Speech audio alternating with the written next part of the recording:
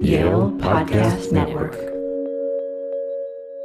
Welcome to the Quadcast, a Yale Divinity School podcast series dedicated to reflection on contemporary religious issues. In this episode, graduate student Emily Judd interviews Yale Divinity School professor John Hare about the relationship between religion and philosophy.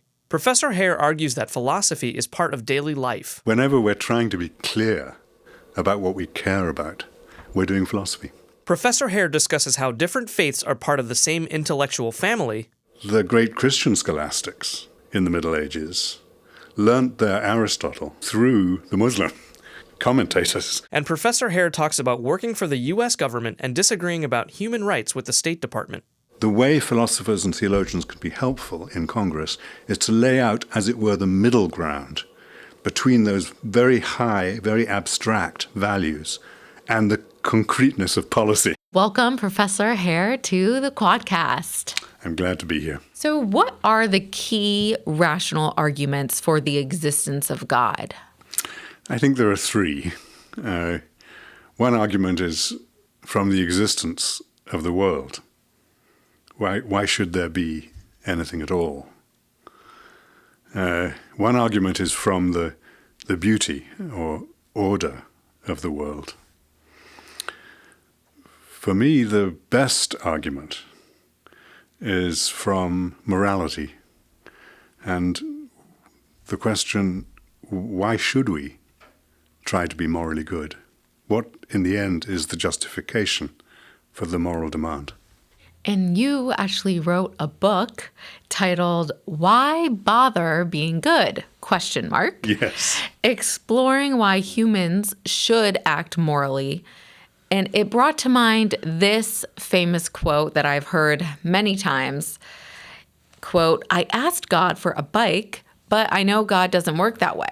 So I stole a bike and asked God for forgiveness. So especially in the religion of Christianity, with its emphasis on forgiveness, what's the point of being good, of acting morally? I don't think the question should be, what's the payoff for being moral?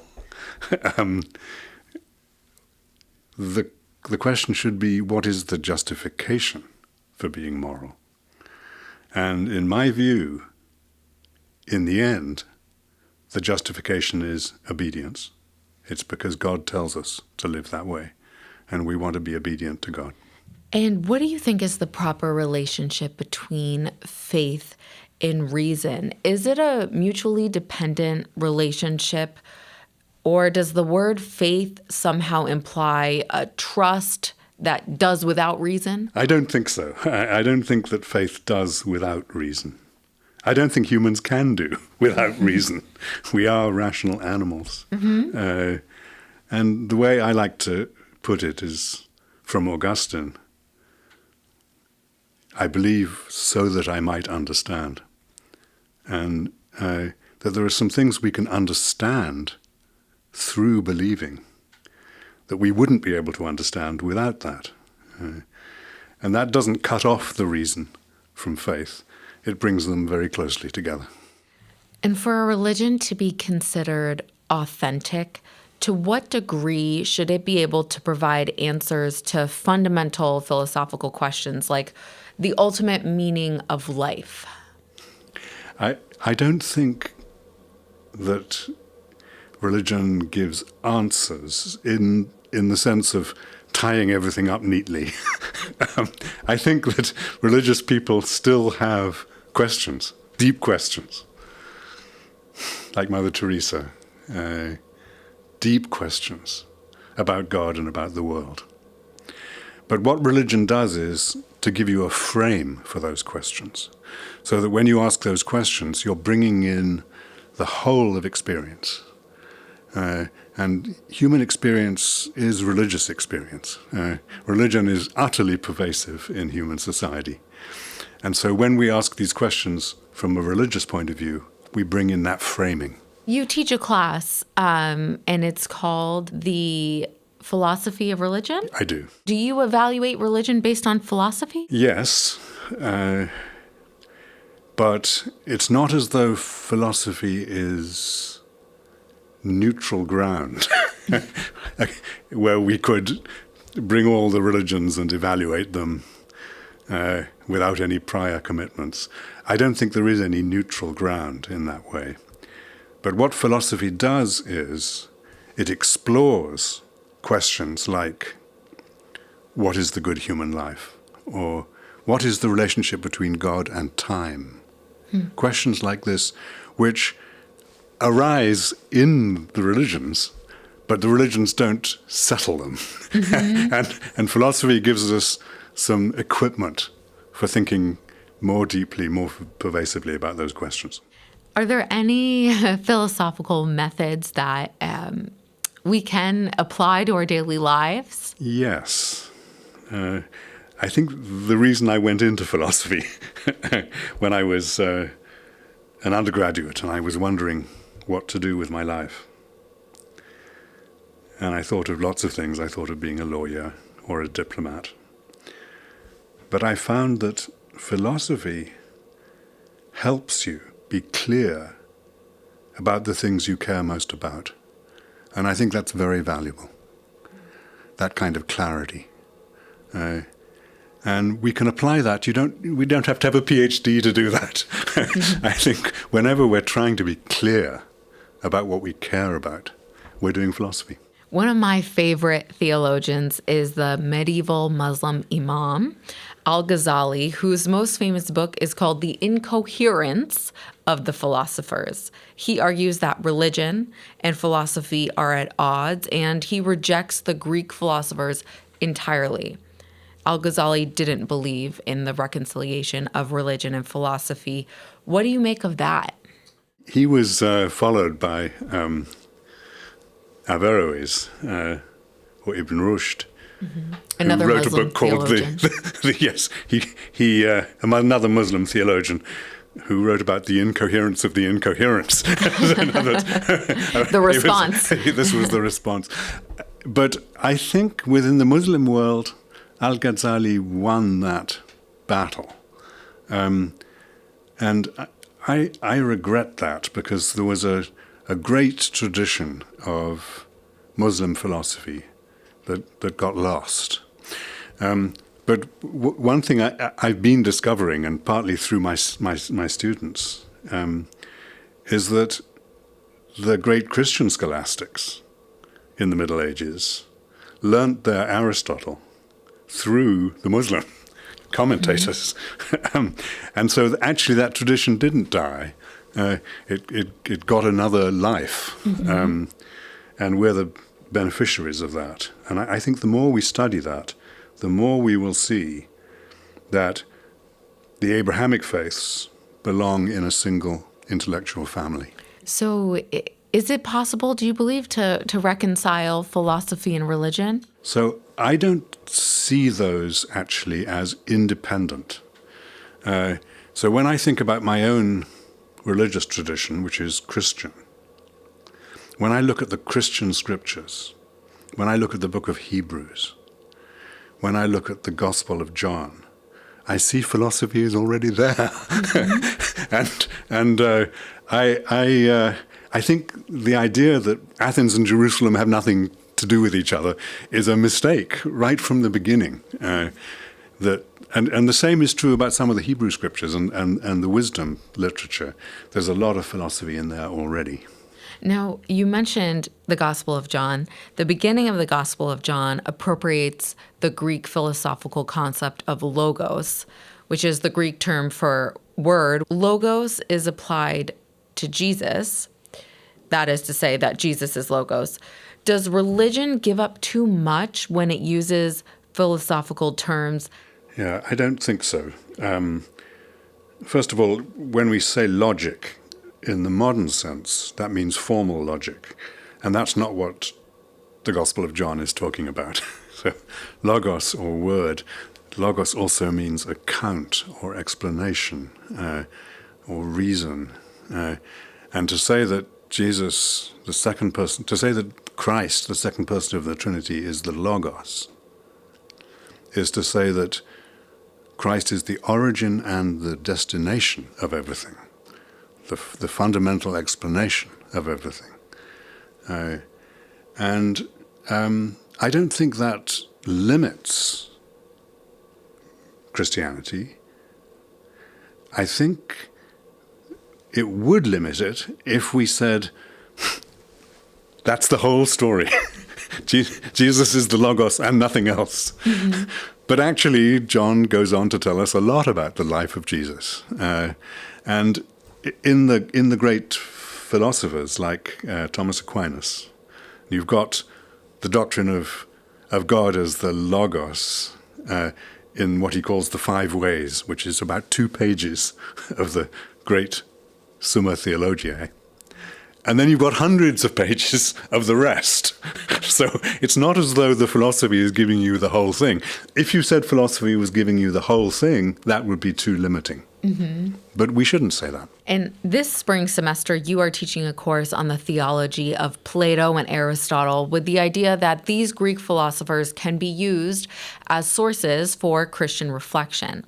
Saint Clement of Alexandria argued that Greek philosophy was relevant only and that it prepared the way for Christianity. He famously asked, "Who is Plato?" but Moses speaking in Greek.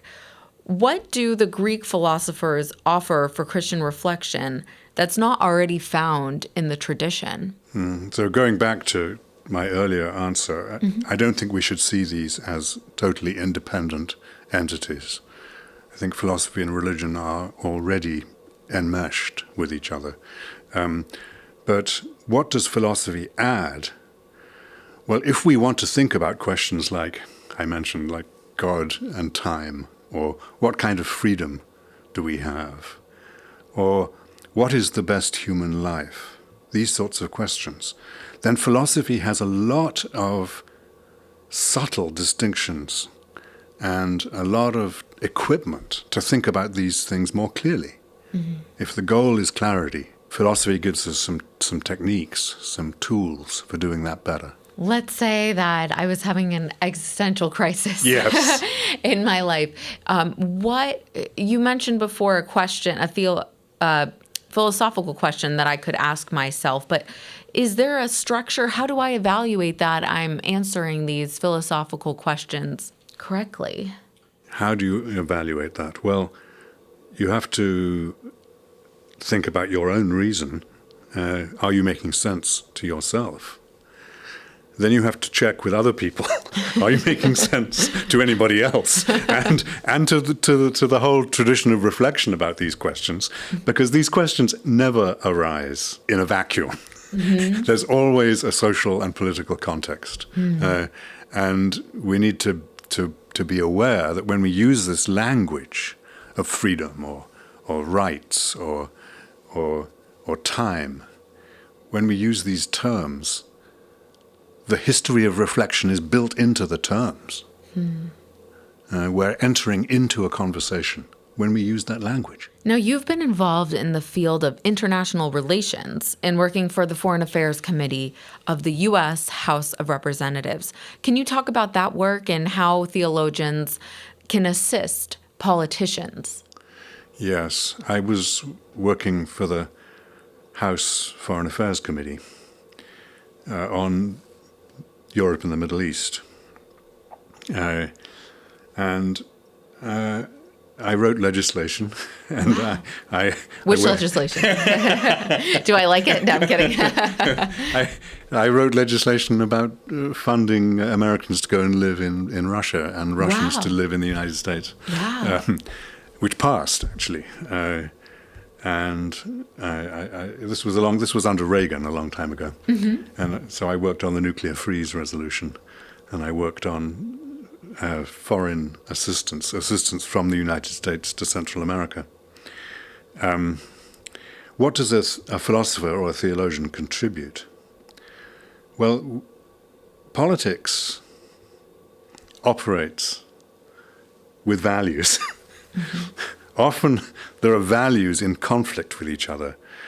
And let me just use that one example from under Reagan of foreign assistance to Central America. I worked for the House of Representatives. They wanted the administration to certify that all recipients of U.S. assistance were abiding by human rights.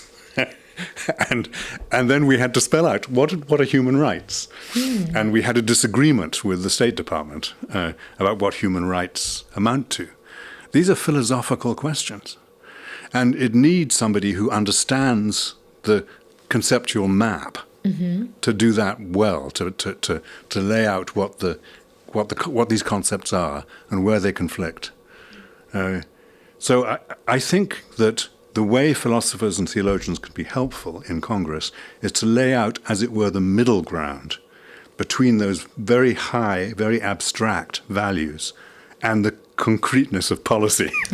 There's a middle ground there, and I think that's where philosophers and theologians can be helpful. You are the son of the late distinguished Oxford philosopher R.M. Hare. Growing up, did you feel pressure to follow your father's footsteps into the field of philosophy? That's a difficult question. I think I probably did, because my father wasn't really interested in us until we reached what he called the age of reason, which he thought was 6 years old, when we could talk philosophy with him. And so if I wanted to have time with my dad, I had to talk philosophy. Wow. And that's been the voice in my ear. His voice I hear all the time. But I have also strong disagreements with him. And I just want to mention one, that he cared too much for academic prestige. And he was very famous in his 40s. And then gradually people stopped reading his work. And his life was made bitter by this. And in my case, just 2 months ago, my wife was diagnosed with multiple myeloma. And I've been spending most of my time looking after her. But it's made me think academic prestige is not that important. It's not worth basing my life around. And our final question, is it possible for a person to follow the teachings of Christ as a philosophy, but not a religion, and still consider that person a Christian? That's a very difficult question. If you mean by a philosophy there just an ethics, so that we treat Christ as a moral teacher only and not as the Son of God, then in my view that's not being Christian. I think that to be a Christian you have to follow Jesus as your Lord and Savior. Mm-hmm. And the Lord part is like an ethical teacher, but the Savior part involves more than that. Mm-hmm. So I would say if that's what you mean by following Christ as a philosophy, then that's not enough. Mm-hmm. Is there one philosophical question that keeps you up at night? My next book, if I live so long, is about a good human life. What makes a human life a good human life? And what does being a Christian have to say about that? So I think that's been the motivating question for most of my life. Well, Professor Hare, thank you so much for joining the Quadcast today. Thank you. I enjoyed it.